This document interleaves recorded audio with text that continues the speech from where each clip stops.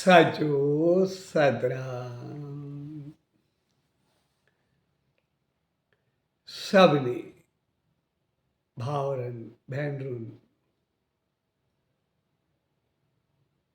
सजी संगत ऐं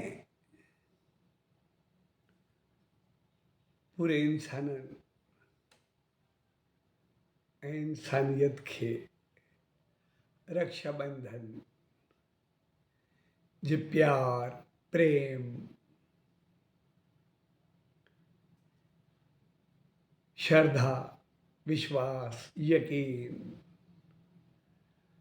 आशीर्वाद ज्ञान समझ बुद्धि ऐं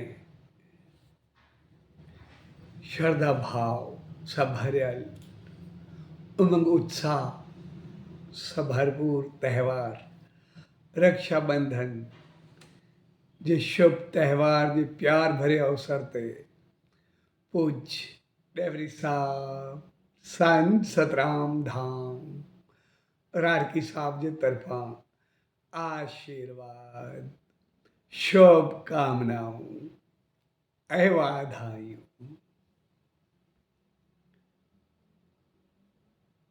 रक्षाबंधन जो त्यौहार हकीकत में प्यार प्रेम श्रद्धा विश्वास यकीन ज्ञान समझ बुद्धि आशीर्वाद उमंग उत्साह सा भरजी करे इंसानियत समझ के पाइण जो हिकिड़ो प्यार भरियो त्यौहार आहे जंहिंमें सभु कुझु समायल हूंदो आहे। इहो बंधन हिकिड़ी पंहिंजी विशालता पंहिंजे प्रेम सां भरपूर श्रद्धा विश्वास सां सरशार अहिड़ो त्यौहार आहे जेको हमेशह ॾियण ऐं वठण ॿिन्ही खे ऊचाई ॾींदो आहे। इन त्यौहार जो मक़सद हकीकत में रक्षा हूंदो आहे। रक्षा जो मक़सद है तोहफ़ुज़ बचाव ऐं वो तोहफ़ुज़ या बचाव या रक्षा सिर्फ शारीरिक या जिस्मानी ना पर हर तरीके से रूहानी कर्मनि जी अमलनि जी सोच जी हर एक जी रक्षा हूंदी आहे। इहो त्यौहार चौमासे में ईंदो आहे छाकाणि त शुरू में जॾहिं संत महात्मा दरवेश फ़क़ीर सब जंगलन में रहंदा हुआ तपस्या कंदा हुआ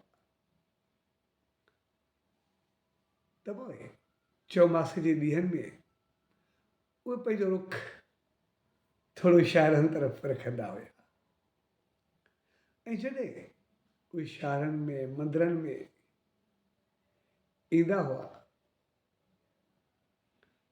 त पोइ सभी जो भाव प्रेम दर्शन जी भावना सभु उत्साह सां भरिजी वेंदी हुई ऐं पोइ सभु उन्हनि ज्ञान समझ बुद्धि कर्म फल सत्संग सभु पाइण जे लाइ उते पहुचंदा हुआ उमंग उत्साह में उते भंडारा हूंदा हुआ, प्यार ऐं मोहबत हूंदी हुई ऐं ज्ञान सां भरियल ॼण हिकिड़ा भंडार हलंदा हुआ। अहिड़ी सत्संग में वेही थोरो ज्ञान सम्झ ॿुधी पाईंदा हुआ। पोइ उहे 4 महीना ॼण हिकिड़ो वॾो उत्सव हूंदो हो ऐं उन ॾींहंनि में पोइ जॾहिं उन्हनि संतनि महात्माउनि खां आशीर्वाद वरिती वेंदी हुई त पोइ अॼु बि असांजे मंदरनि में संतनि में वॾनि में हिकिड़ो आम रवाजु आहे तो रक्षा या कवच या सॻो धाॻो कुझु न कुझु ॿाह में या गले में पाईंदा ई आहिनि, सूत्र ॿधंदा ई आहिनि, जेके रक्षा सूत्र चयो वेंदो आहे। हक़ीक़त रक्षा सूत्र ॾिसण में हिकिड़ो धाॻो हूंदो आहे, पर हक़ीक़त में उन में उनजी तपस्या, उन जूं भावनाऊं, उन जो आशीर्वाद, उन जी रहमत सभु भरियल हूंदी आहे। जंहिंजे वचननि में हिकु हिकु लफ़्ज़ में शक्ति हूंदी आहे, उहो पंहिंजे सूत्र में सभु कुझु ॿधी सुरक्षित करे छॾींदा हुआ। ऐं पोइ सभु उन सूत्र खे पाए, रक्षा खे पाए, रहमत खे पाए सभु आशीर्वाद जा पात्र बणिबा हुआ ऐं पोइ आशीर्वाद पाईंदा हुआ ऐं मोट में जेका भेंट या जेको बि कुझु हूंदो उहो पंहिंजी अर्पण कंदा हुआ। ऐं इहो सिलसिलो सदाई हलंदो रहियो। पर जीअं जीअं वक़्तु गुज़रंदो वियो, ये सभु चीज़ूं चङाई तरफ़ में वधणु लॻियूं, बहितरी तरफ़ में वधणु लॻियूं। त जॾहिं वरी संतनि महात्माऊं सां गॾु वरी जेके सर्वश्रेष्ठ हुआ उन्हनि खां ॿुधायो वेंदो भई मंदरनि में ब्राह्मणनि खां, महात्माउनि खां इहो सिलसिलो अॼु ताईं हलंदो ई अचे थो। ऐं इन करे अॼु बि उहो रवाजु हर हिकु जॻह ते आहे। ऐं पोइ जीअं असां सभु उनखे बहितर अंदाज़ सां मल्हाए सघूं, मनाए सघूं, पोइ इन करे हिकिड़ो ॾींहुं मुक़ररु कयो रक्षाबंधन जो, त उन ॾींहुं सभु मिली करे असां सभु रक्षा कवच गॾिजी करे ॿधंदा ऐं ॿधाईंदासीं।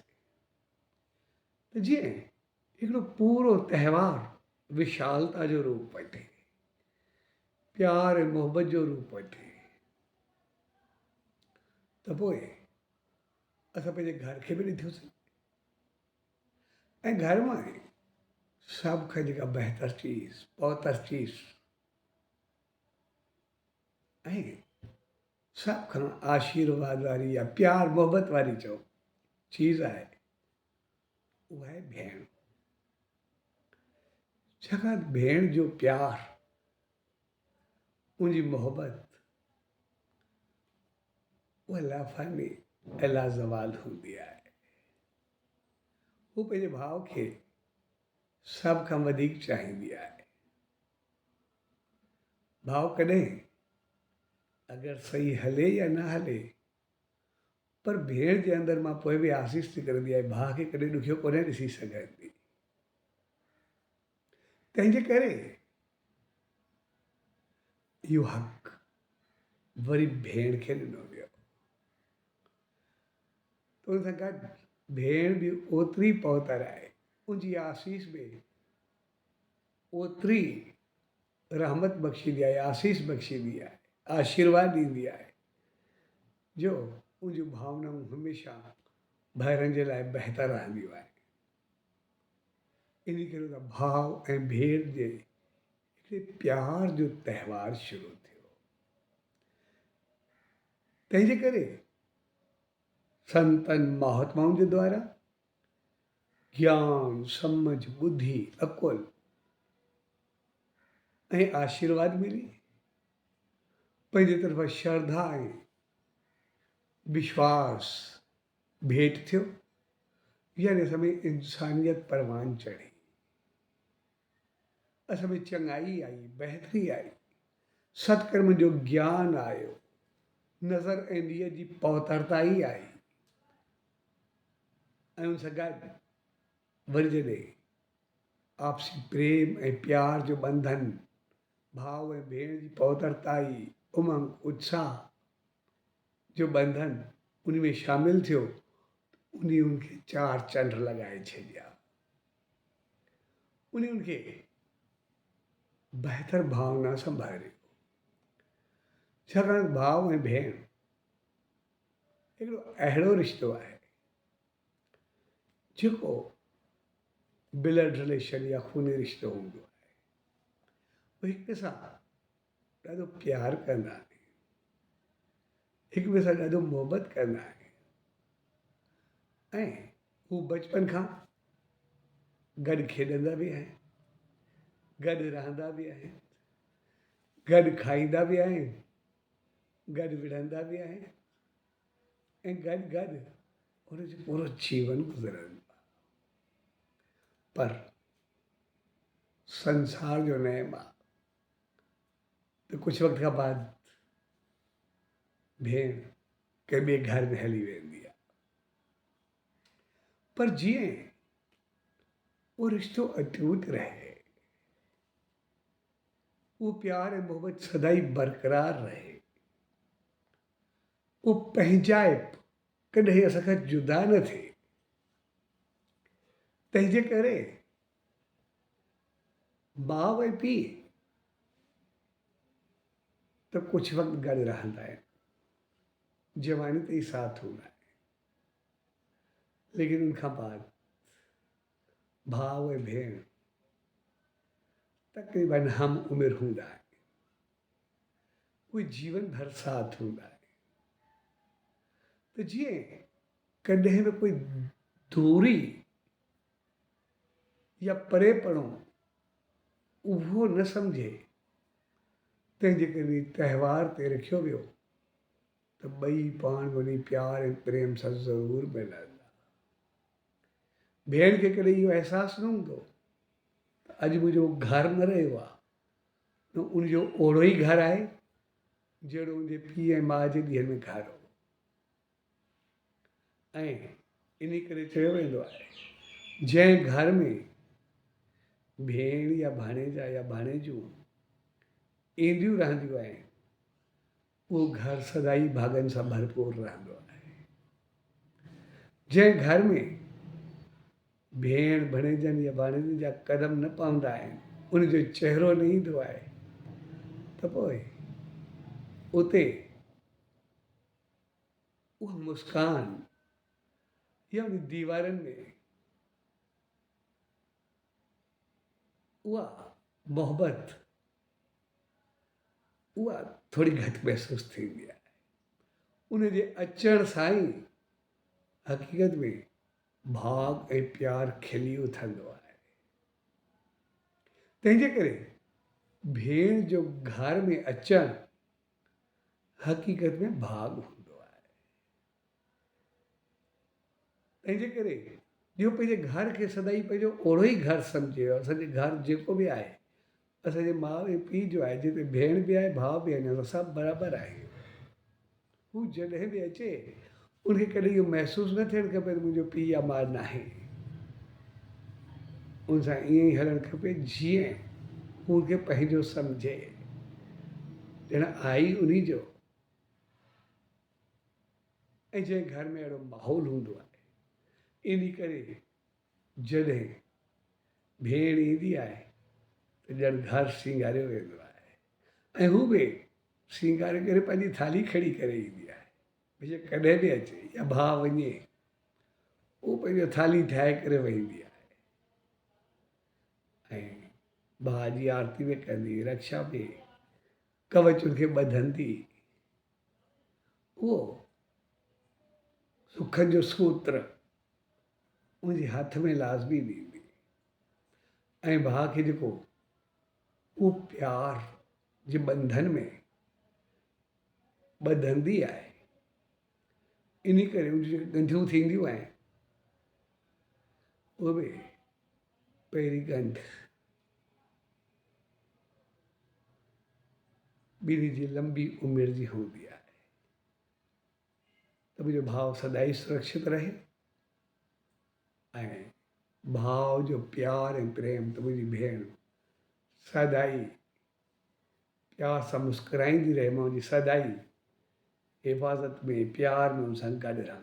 छाकाणि त घर जो माहौल कॾहिं कीअं हूंदो आहे, कॾहिं कीअं हूंदो आहे, पर भेण भाउ जो अचु वञु हूंदी त हिक ॿिए खे हाल वाल ॾींदा रहंदा, दुख सुख जो साथ रहंदो। किथे थोरी कमी हूंदी उनजी भरपाई कई वेंदी। तंहिंजे करे पहिरियों ॻंढियूं उंजियूं हूंदियूं आहिनि। ॿी ॻंढ भई इहो ॻंढ असांजे ॿंधन खे हमेशह मज़बूत बनाए करे रखंदी। इहा ॻंढ कॾहिं बि ढिली न पवंदी ऐं जेका किथे 3 ॻंढियूं ॾिनियूं वेंदियूं आहिनि, किथे 4 ॾिनियूं वेंदियूं आहिनि। जिते 4 ॾिनियूं वेंदियूं आहिनि, पहिरीं ॻंढ भाउ जी लंबी उमिरि जी, ॿी ॻंढ भेण जी लंबी उमिरि जी, टी ॻंढ इहो ॿंधन हमेशह मज़बूत रहंदो ऐं चौथी ॻंढ परंपरा जी। इहो सभु कुझु जेको बि आहे उन्हनि संतनि महात्माउनि उन सतगुरु उन सचे साईं जे करे आहे, जंहिं असां सभिनी खे जोड़े करे रखियो आहे, ज्ञान ॾिनो आहे, समझ ॾिनी आहे, ॿुधी ॾिनी आहे, जंहिंजे करे असां सभु सुरक्षित हूं। हक़ीक़त में असांजी नीव उहा ई आहे। इन करे सभ खां मथां उहा ॻंढ ॾिनी वेंदी आहे, उहा ई असांखे बनाए रखंदी। जेकॾहिं सोच समझ असांजी सही हूंदी त सभु रिश्ता सदाई फलंदा फूलंदा ऐं अॻिते वधंदा। तंहिंजे करे चौथी ॻंढ सचे साईं जे ज्ञान जी रहमत जी हूंदी आहे त जीअं असांखे पंहिंजे इष्ट देव जी, पंहिंजे सतगुरू जी, उन्हनि संतनि महात्माउनि जी, सचे साईं जी असांखे उहा रहमत ज्ञान सदाई मिलंदो रहे।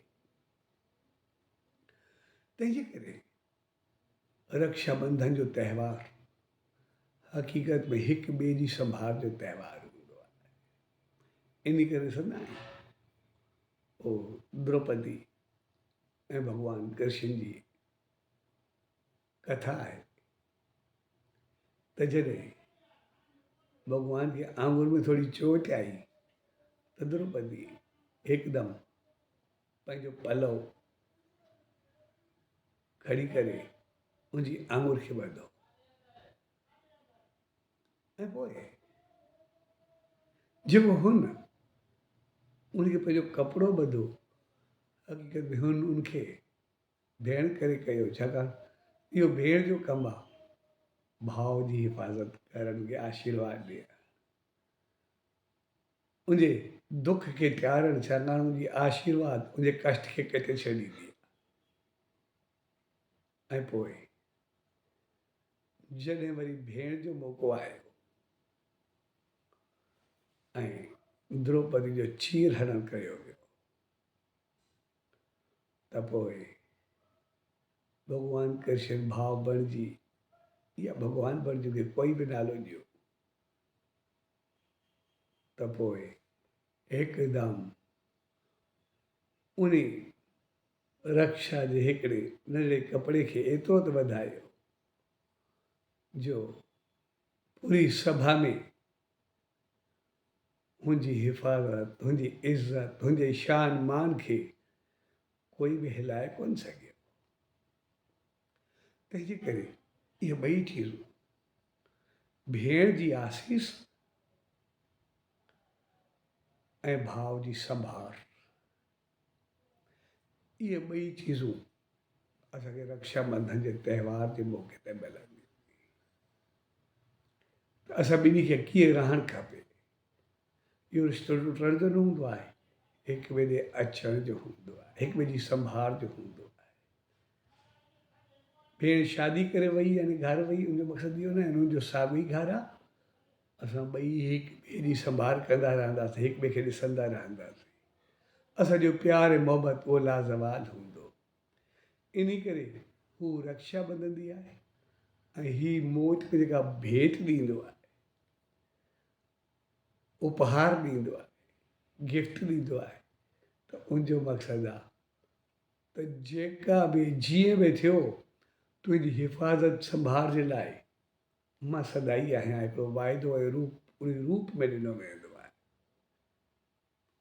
तंहिंजे करे हिकिड़ो प्यार ऐं मोहबत जो, नज़र ऐं नियत जो, सोच ऐं सम्झ जो, बचपन खां पूरी ज़िंदगी जो हिकिड़ो प्यार ऐं मोहबत जो पावता रिश्तो हूंदो आहे, जेको असांखे सदाई साण जोड़े करे रखंदो आहे।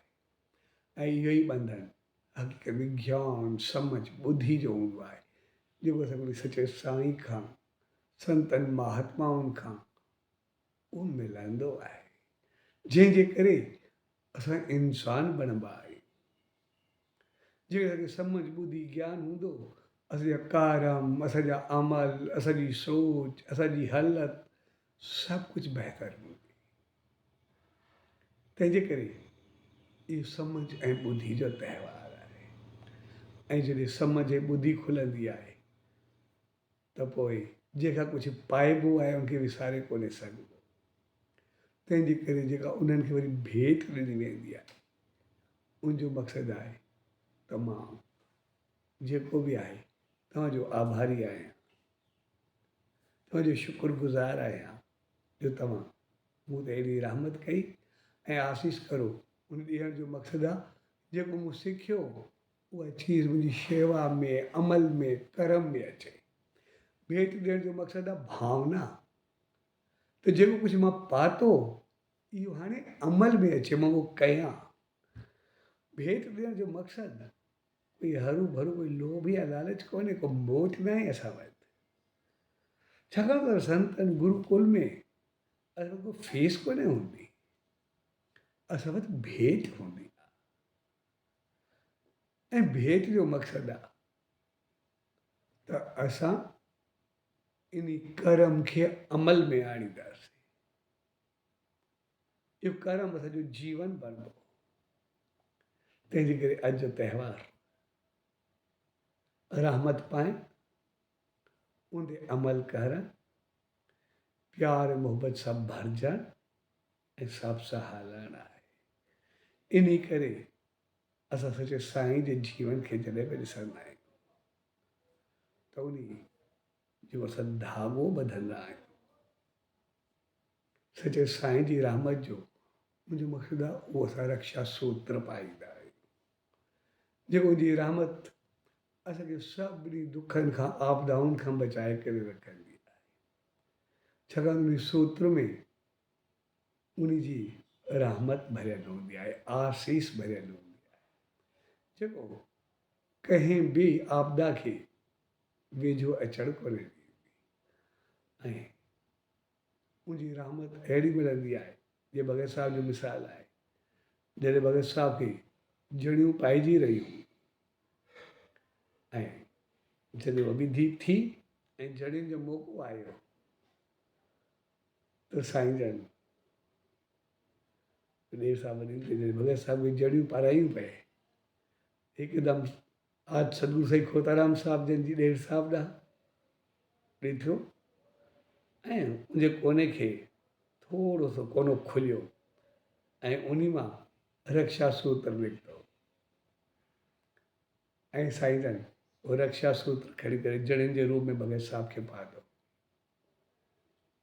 त हीअ रक्षा तुंहिंजी सदाई रक्षा कंदी रहंदी ऐं अॼु खां बाद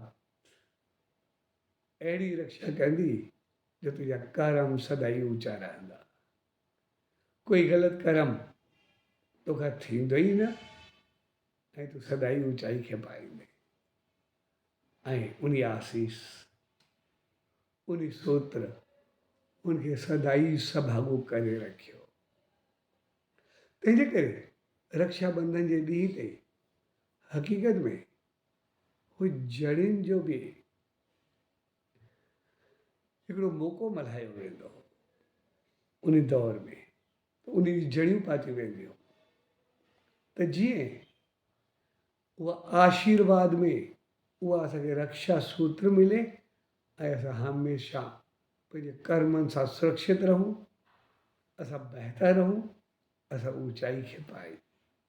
हक़ीक़त में रक्षाबंधन जो त्योहार हिकिड़ो प्यार ऐं मोहबत उमंग उत्साह सां गॾु ज्ञान समझ भंडार आहे, उनजे अमल जो वीचार आहे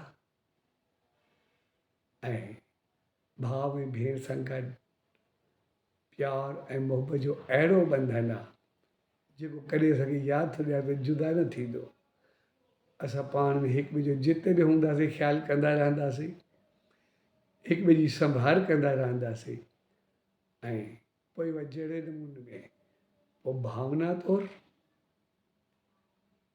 हक़ीक़त में फिज़िकली फाइनेंशियली मोरली स्पिरिचुअली हर तरीक़े सां जेका बि थींदी सभु हिक ॿिए सां हलंदासीं ऐं इहा ई चीज़ असांखे ऊचाई ॾींदी ऐं असां आयासीं संसार में इंसान बणिजी पर में अमल कंदे इंसानियत सां भरिजी मालिक जी रहमत ताईं पहुचंदासीं, उन सचे साईं जी रहमत खे पाईंदासीं।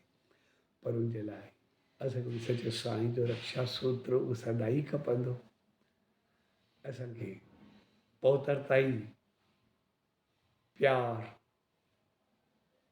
सां भरियल भेण जी आशीर्वाद खपंदी, असांजो पाण में प्रेम खपंदो, नज़र ॾींहं जी पहुतरताई खपंदी। इन उमंग भरे त्योहार ते सभिनी भाउरनि भेनरुनि सॼी संगत ऐं संसार में रहंदड़ हर इंसान ऐं इंसानियत सां जुड़ियल हर जीव खे रक्षाबंधन जे प्यार भरे मौक़े ते पूज्य डेवरी साहब संत सतराम धाम राड़की साहब जे तरफ़ां आशीर्वाद शुभकामनाऊं वाधायूं। सचो सतराम, सचो सतराम, सचो सतराम।